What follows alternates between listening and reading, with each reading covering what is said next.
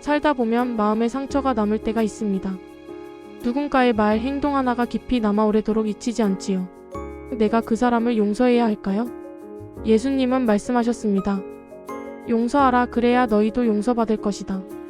하지만 용서는 생각보다 어렵습니다. 그것은 결심이 아니라 하나님과 함께 걷는 여정이기 때문입니다. 기독교인은 용서해야 한다는 걸 압니다. 그런데 왜 이렇게 힘들까요? 그 이유는 감정이 신앙보다 느리기 때문입니다. 상처는 머리가 아니라 마음에 남기 때문이지요. 용서하면 지는 것 같아요. 그 사람이 변하지 않았는데 내가 왜 용서해야 하죠? 이런 마음들이 우리를 붙잡습니다. 그러나 하나님은 감정이 다 정리된 후에 용서하라 말씀하지 않으셨습니다. 믿음으로 먼저 용서의 길을 걸으라 하십니다. 왜냐하면 용서는 상대를 위한 것이 아니라 나를 자유롭게 하는 하나님의 은혜의 통로이기 때문입니다. 예수님은 십자가 위에서 이렇게 기도하셨습니다. 아버지, 저들을 사하여 주옵소서. 자기들이 하는 것을 알지 못함이니이다. 고통 속에서도 용서를 선택하셨습니다. 용서는 죄를 가볍게 여기는 게 아니라 십자가의 능력을 신뢰하는 믿음의 행위입니다. 자막 용서는 내가 하는 일이 아니라 하나님이 내 안에서 이루시는 일. 그래서 이렇게 기도할 수 있습니다. 주님, 아직은 용서가 되지 않습니다. 그러나 용서하기를 원합니다.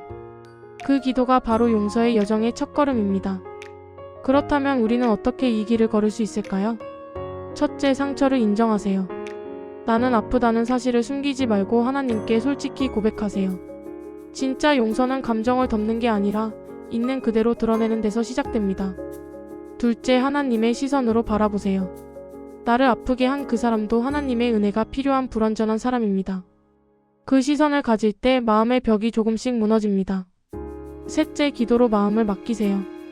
기도는 상대를 변화시키기보다 내 마음을 새롭게 하는 과정입니다. 기도 속에서 하나님은 용서하지 못한 나를 먼저 품어주십니다. 용서는 한순간의 결심이 아니라 평생 이어지는 믿음의 길입니다. 어제보다 오늘, 오늘보다 내일. 조금 더 부드러워진 마음이 바로 그 열매입니다. 혹시 아직 용서하지 못한 사람이 있으신가요? 그 이름을 지금 하나님께 올려드리세요. 주님, 그를 용서하게 하소서. 주님이 먼저 나를 용서하셨듯이 그 순간 당신은 이미 용서의 여정 위에 서 있는 사람입니다. 더 깊은 묵상을 위한 추가 내용. 용서의 여정은 때로는 험난하고 고통스러울 수 있습니다. 과거의 상처가 끊임없이 떠오르고 용서해야 할 사람이 여전히 변화되지 않은 모습으로 남아있을 수도 있습니다. 그럼에도 불구하고 우리는 포기하지 않고 계속해서 용서의 길을 걸어가야 합니다. 왜냐하면 용서는 단순히 과거를 잊는 것이 아니라 미래를 향해 나아가는 능력이며 하나님의 치유와 회복을 경험하는 통로이기 때문입니다. 용서의 여정에서 가장 중요한 것은 자기 연민에 빠지지 않는 것입니다. 상처받은 자신을 불쌍히 여기는 마음은 우리를 과거에 묶어두고 용서의 가능성을 차단합니다. 대신 우리는 하나님의 사랑과 긍휼을 구하며 자신을 객관적으로 바라볼 수 있어야 합니다. 또한 용서를 통해 얻게 될 자유와 평화를 기억하며 미래에 대한 소망을 품어야 합니다. 용서의 과정은 개인적인 차원에서뿐만 아니라 공동체적인 차원에서도 중요합니다. 교회나 신앙 공동체 안에서 서로 용납하고 사랑하는 것은 세상에 대한 강력한 증거가 될 수 있습니다.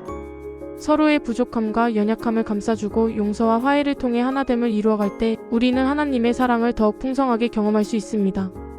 용서를 실천하는 구체적인 방법으로는 다음과 같은 것들이 있습니다. 용서의 대상을 위해 기도하기, 그 사람의 행복과 평안을 빌며 하나님의 은혜가 그에게 임하도록 간구합니다. 긍정적인 시각으로 바라보기, 그 사람의 장점과 좋은 면을 발견하려고 노력하며 이해하려고 했습니다. 편견과 오해를 버리기, 선입견을 버리고 객관적인 입장에서 상황을 판단하려고 노력합니다. 직접적인 대화 시도하기, 가능하다면 솔직하고 진솔한 대화를 통해 오해를 풀고 관계를 회복합니다. 전문가의 도움을 받기, 혼자 힘으로 해결하기 어려울 때는 상담이나 치료를 통해 도움을 받습니다. 용서는 결코 쉬운 일이 아니지만 하나님의 은혜와 우리의 노력을 통해 충분히 가능한 일입니다. 용서의 여정을 통해 우리는 더욱 성숙한 그리스도인으로 성장하고 하나님의 사랑을 세상에 전하는 도구가 될 수 있습니다.